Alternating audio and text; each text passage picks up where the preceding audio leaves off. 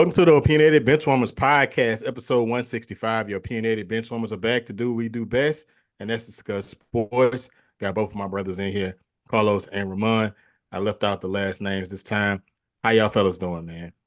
I appreciate the courtesy, brother. I appreciate the courtesy this time, man. Hey, you doing good, man. I mean, we're doing numbers on YouTube right now, man. I'm kind of happy about that. So I'm ready to get into this with our fourth episode on YouTube and just keep rolling, brother. It's our Yeah. third because it's the third one with all of us on it. Okay. Oh, the first one didn't Yeah. count when you wasn't Yeah. there. That was kind of the pre episode, the pre-launch basically. But yeah, man. Definitely back, glad to kind of be back at it. I know that we had kind of 1 week off, 1 week to take a little bit of a break, a little bit of a breather. So I know that that gives us, of course, good content as usual. I'm always ready to jump into it. I ain't got too much to say. Definitely not gonna delay it at all. So let's go ahead and get into it, man. Yes, sir. Make sure that you're following us on Twitter and Instagram, O_benchwarmers. And like Los mentioned, we're on YouTube. Subscribe to the YouTube. Just search Opinionated Benchwarmers. Click that like button. That's when we can, you can show us some love, give us that love and support. And like Los alluded to, 5,000 views. Man, appreciate it, man. Appreciate it. Subscriptions are rolling in. So we appreciate everything and all the love and support as always, as I like to mention. That's main drive. One of the main drivers of why we do this. First of all, because we love it and we love discussing sports and we're passionate about it. But secondly, it's the love and support that we receive from you guys. So we appreciate it and we'll keep running them numbers up on 165. Fellas, man, I'm still catching my breath from the Minnesota Timberwolves on Sunday night, game 7, and the Denver Nuggets. Man, we have probably one of the better games I've ever seen. I want to highlight the Ant-Man. I think this is the arrival of the Ant-Man. I know that we talked about this a little bit on the last episode about I was a little pretentious, a little hesitant to name him a superstar. But I'm ready to move the needle again, if you're keeping up with the timeline, and say that that was the defining moment of his career. When, depending on how this playoff run ends, he has an opportunity really to establish himself, and he has established himself. And I look at the last game that he had, it wasn't special. 6 for 24. He wasn't having the best game. He had 4 points at halftime. But what was impressive to me is the ways that he willed his team to win, and he found other areas of opportunity to execute on that made him propelled him to winning the game. And one of those is, he locked down Jamal Murray. Jamal Murray had 25 points at half. He ended the game with 35. And if you were watching the game, it looked like Jamal was going to go for 50. But Anthony took that task upon himself, shut him down. He hit that big shot before going into the fourth quarter, that big 3-pointer that really kind of was one of those nails in the coffin where you could see the game shift. But to beat the defending champions, and not to mention, fellas, he's only 22 years old. What we're witnessing now is a born superstar. And I think we'll be able to point back to this defining moment of this game 7 on Sunday.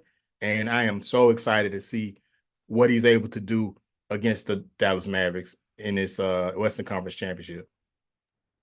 Yeah, I mean, I think we really seen him grow up in front of our eyes. I think the changing turning point with that team was when Karl Anthony Towns pretty much said it was his team. Yes.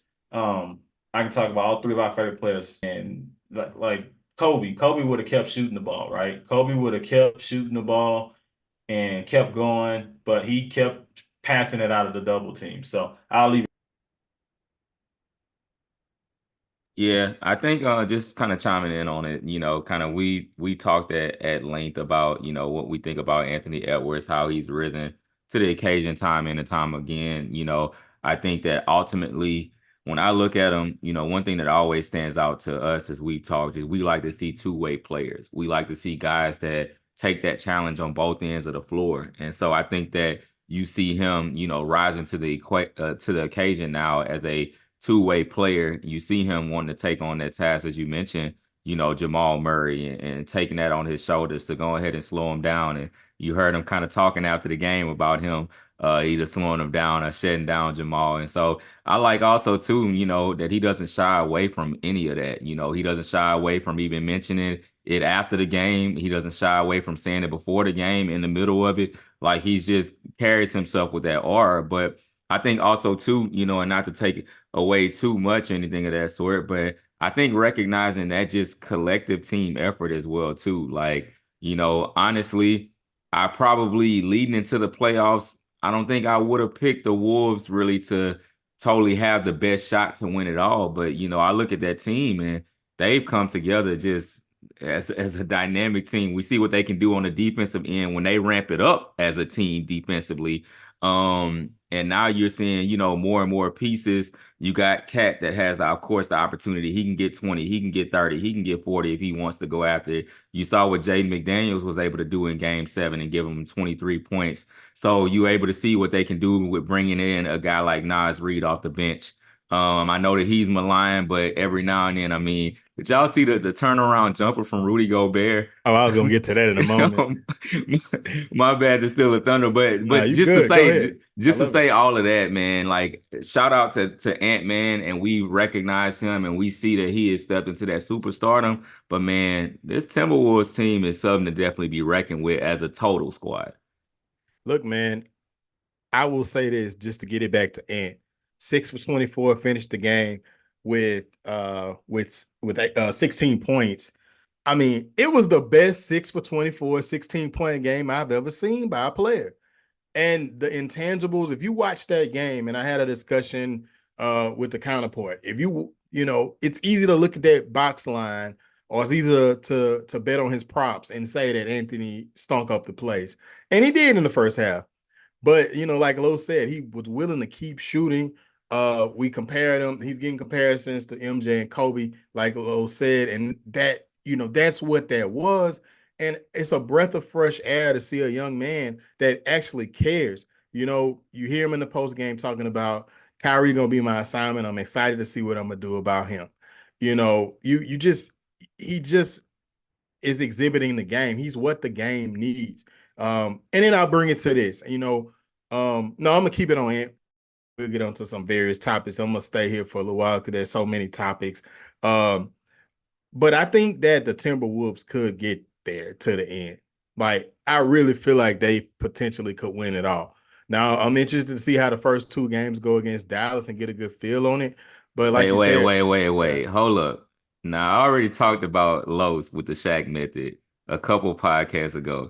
Now you can't be doing like your Uncle too and having the Shaq method, and I got to see a couple of games. It don't rock like that. We can't do. I got to see a couple of games to get a feel for it. That's not how this stuff's supposed to work.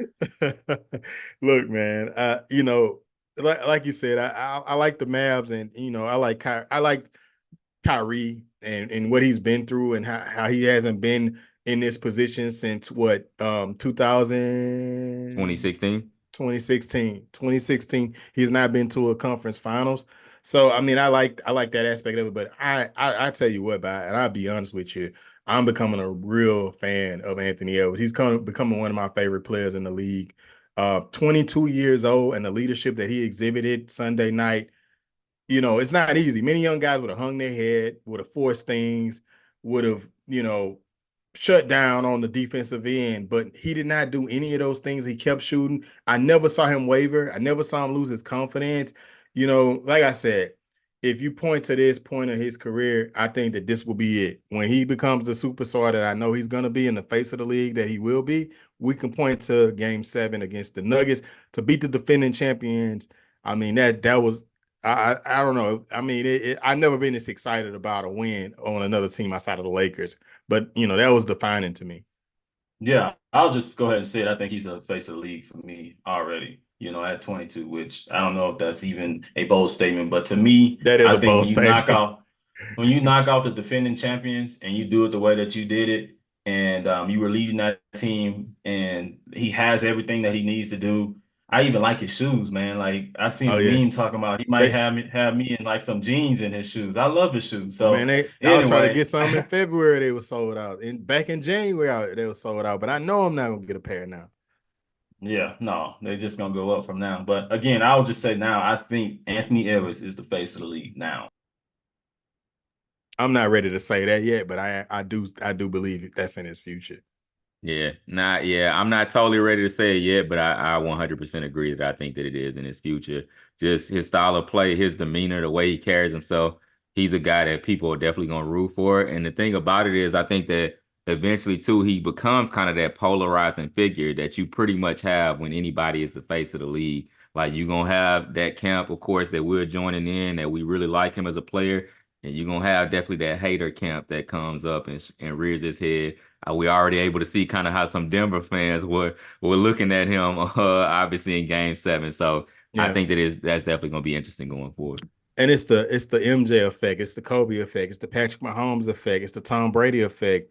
Everybody loved these figures coming up and when they were an underdog and would root for them. But then when they get to that success, they live long enough to become and they live long enough to become the enemy. You know, so it's like, he's the hero now, but like as he continue to have more and more success, people are not gonna like him. Now let's flip on the other side of this. Okay, you had the Nuggets, the defending champions. They didn't look good. They didn't look good against our Lakers. Shout out to Los with the fresh Laker fitted on. They didn't look good against us at all. We outscored them. We pointed that out on some previous episodes where we outscored them in every game, but we couldn't close it out. You know, so I mean, we knew that they were sluggish. But it just seemed in Game 7, you just waited for that moment for the Nuggets to kind of stop the bleeding. I think that I want to guess, you can correct me if I'm wrong, Ramon, but I think that the Timberwolves went on like a 23 run in the third quarter or something like that, something crazy. And you're just waiting on the Nuggets to come back in the fourth quarter, but it never happened, and the Timberwolves defense, that's going to travel. When they lock in between Gobert and even Cat, I thought Cat did a nice job against Jokic in Game 7. Dare I say it? And Cat really kept them in the game. Cat deserves some credit. I mean, I just thought that the Nuggets, where do they go from here? Because the West is going to continue to go better, get better. Like Lo said on the last episode, is that if the Lakers had the same record they had this year, we'd be what, the fourth, third, or fourth seed. The West is getting better, and the Nuggets window was now. Would y'all go as far to say that the Nuggets maybe taking a step back or getting passed up at this point? I wouldn't go that far because I think all their pieces are still locked in. The only free agent that they do have is KCP. KCP is their only free agent that they will have to lock up going forward. So we'll see what they do in that aspect. I know there was rumors that they wanted to go get Bruce Brown back. That was a key piece of their championship run last year. So I wouldn't count them out yet, as long as they got that 3-time MVP there, and Jamal Murray, those two alone. And they locked in Michael Porter for 3-4 years. I was looking to see him when he become a free agent because I was sick of him tearing up the Lakers. But it looks like they locked him up a couple seasons ago. So as long as they got those guys, I think they have a chance to do it and to do it big. So Yeah, I agree. I don't have too much to add to that. I mean, I look at it and I look at their core of the team, and basically most of their core is under 30 at this point. I think Jokic is 29, Jamal Murray being 27.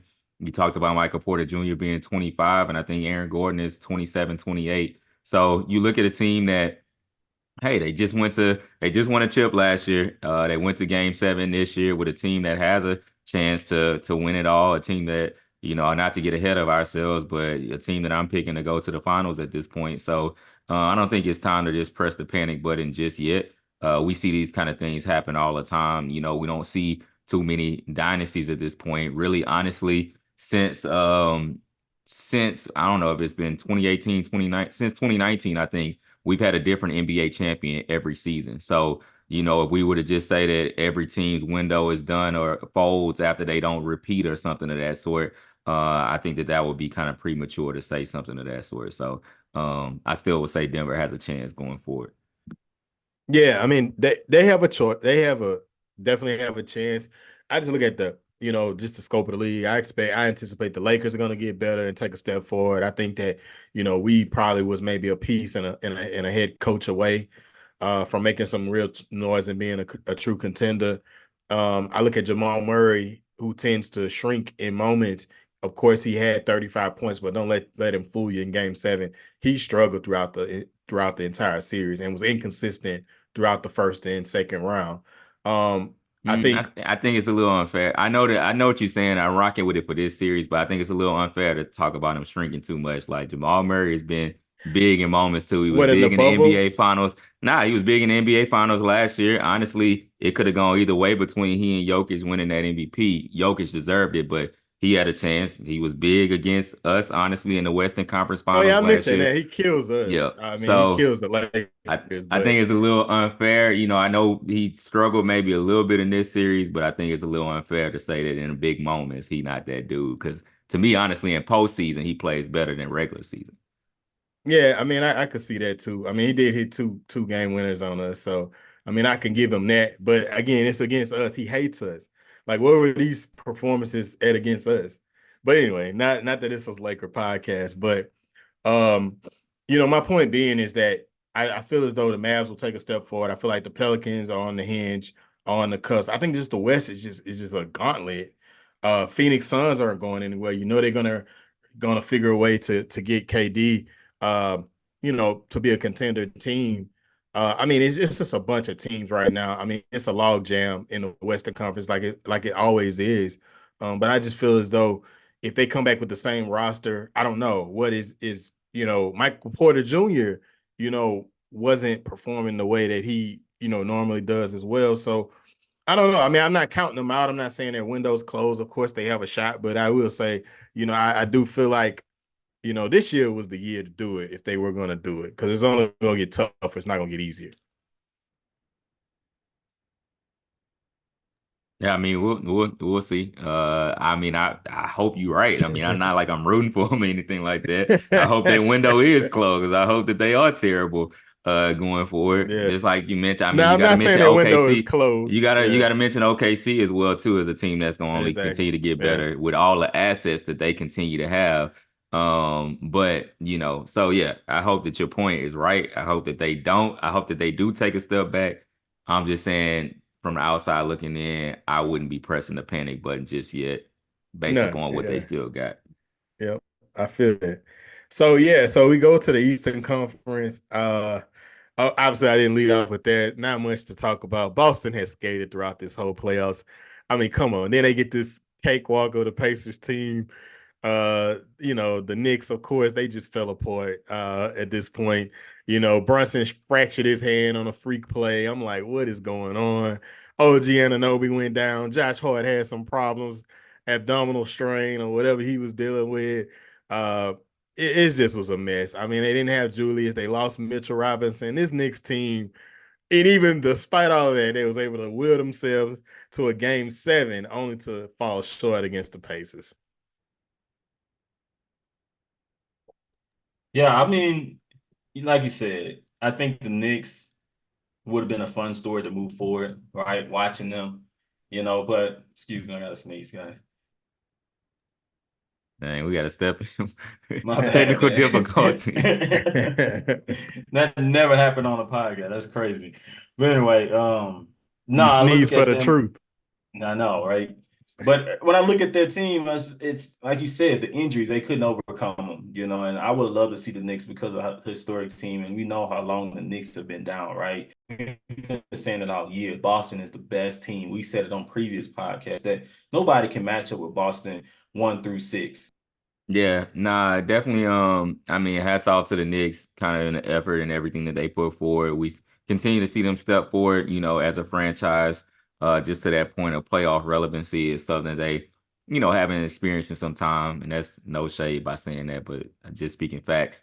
But what I will say is, man, we can't throw too much dirt, man, on the runners up in the in season tournament, man. These Pacers, you got to give them some credit, man. You got to give these Pacers some credit. They ran through that in season tournament, so they, ran into a little bit of a buzzsaw right in that championship game. But through that, man, I think that the Pacers that we got to recognize still, that they're to continue to take a step forward as a franchise.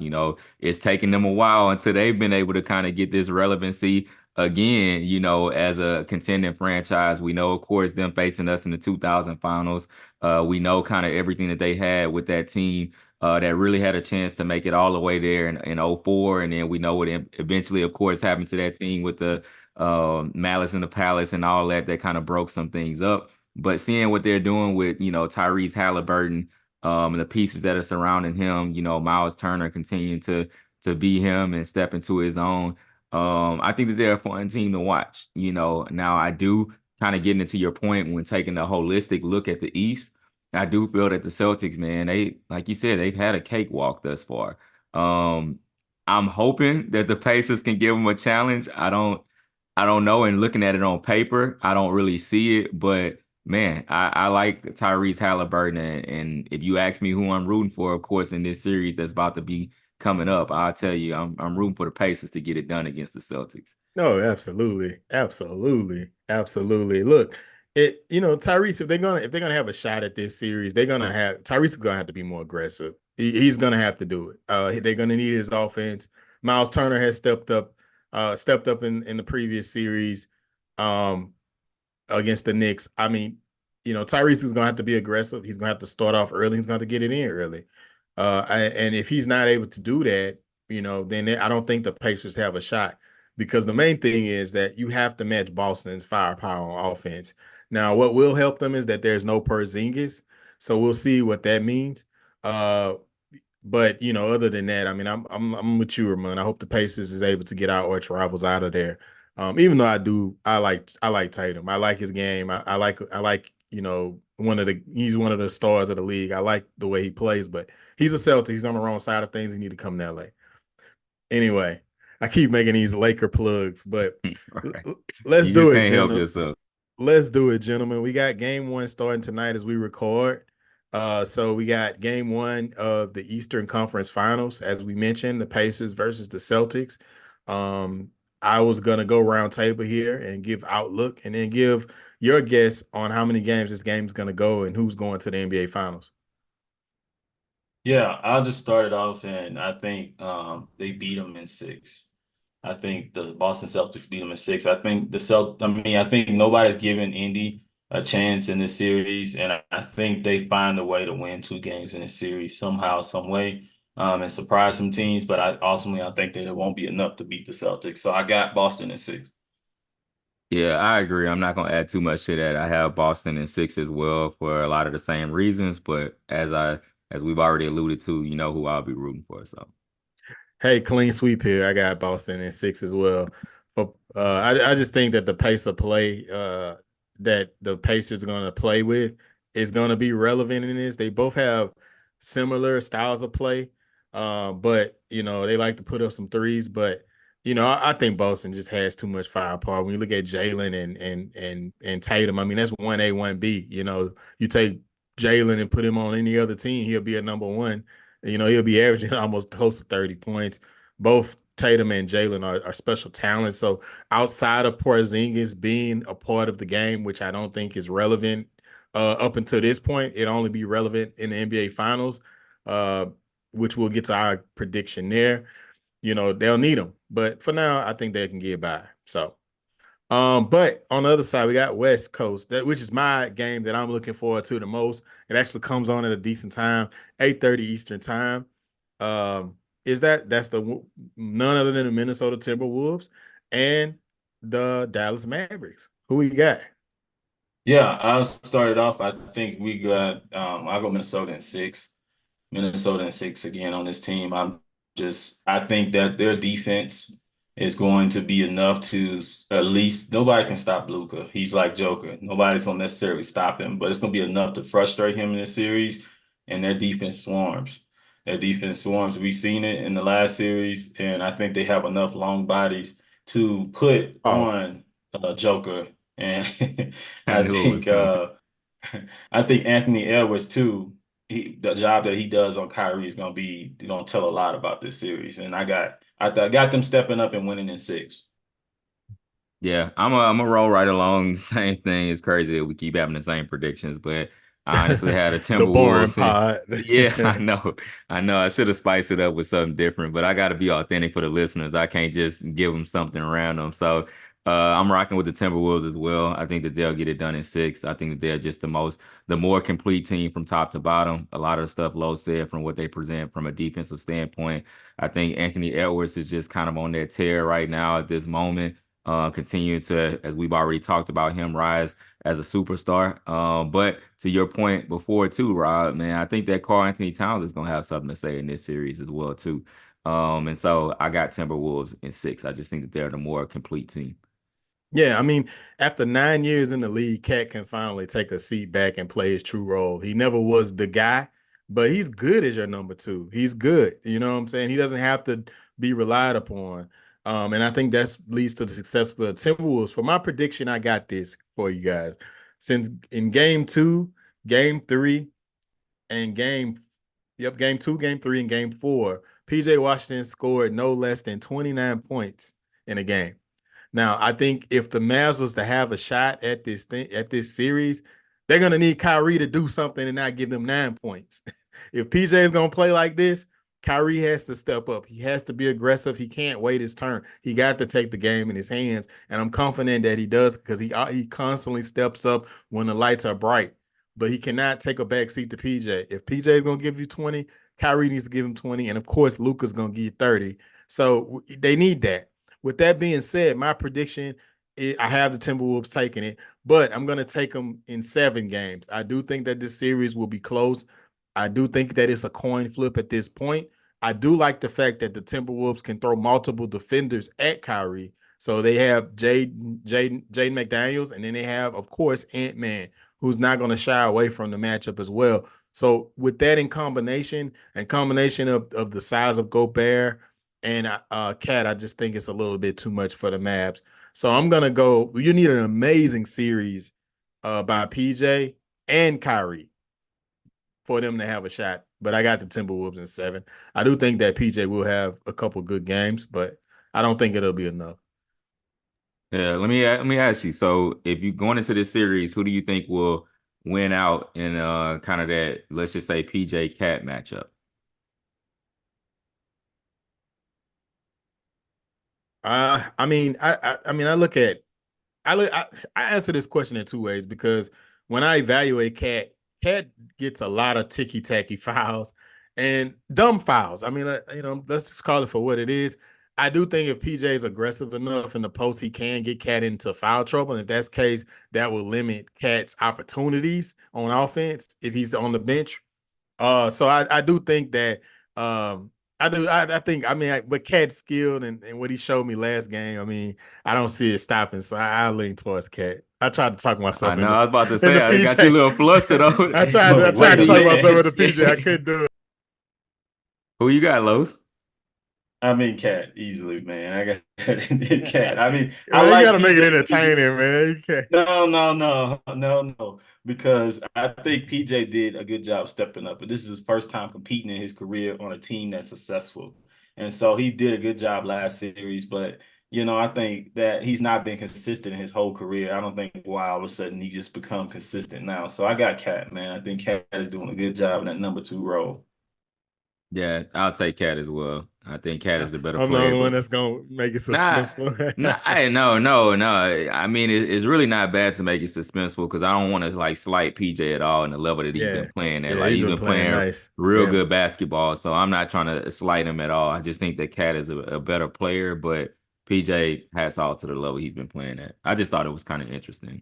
All right. Well, we got the picks locked in. We'll check on that. We'll let the listeners know. Of course, we'll give some analysis on how this series go. We'll be recording throughout the whole playoffs. So for the rest of the playoffs. So man, it's gonna be exciting. I'm excited to see it. I'm also excited about the ladies. The W, of course, the WNBA started their season this past week. Fellas, I don't know about you guys. I got the opportunity to catch a few games. And I was really impressed with the women that are in this game. I think that the sport and what we expected with the stars from college transitioning into the league is happening. But I want to start with Caitlin Clark. Of course, she's the biggest story I had the privilege of watching her last night. She finished with 17 points and a loss. Her team is 0-3 at the moment. But real quickly, Caitlin, and your thoughts on what you've seen out of her so far. I mean, I think she's definitely getting roughed up a little bit, right? I think it's not as smooth as what we thought it was going to be. But I think she is showing up. I think she is showing those glimpses of what she can be, and that's what exciting. I think she is bringing the viewers in. I think, she is as advertised. But I think she does realize these are grown women. You know, how we talk about college players going to the NBA, those are grown men now. I think she does realize that, hey, these guys are bringing it, and they know that more eyes are on them now, and they know that she's bringing the eyes. These players are playing even harder against them. It's like the Lakers effect. Again, we love not to make it a Lakers podcast. It's a Lakers effect. Those players know when the Lakers come on, there's gonna be more eyes on the TV, and then you have some scrub going off of 7 threes in the game. Like, this dude hasn't hit threes, Dante Exum, early in this year, hasn't hit threes his whole season, but all of a sudden he hitting threes like it's nothing. It's the same thing. These players gonna show up, and I just hope that she's ready. Yeah, I think that y'all covered it, man. I don't have nothing to add to it. She's getting acclimated to the league, but she'll show up and be a top 10 player soon. I will say this, her team is trash. And I think that her passing has been remarkable. And I've seen girls fumble the ball. I've seen girls travel off the pass. I've seen girls completely miss it. She's the number one pick for a reason. That's a bad team. They're going to have to surround her with some talent if they want her to succeed. I think that Caitlin's game is going to translate well. As we wrap up, though, thank you for listening to us. As always, thank you for the love and support. Make sure you follow us on Twitter, formerly known, or X, formerly known as Twitter. That's O_benchwarmers. And then on Instagram, O_benchwarmers. And click that like button if you like what you watched today on YouTube. So to subscribe. That's how you can show the love and support that you've been giving us. But until next time, we out of there. Later.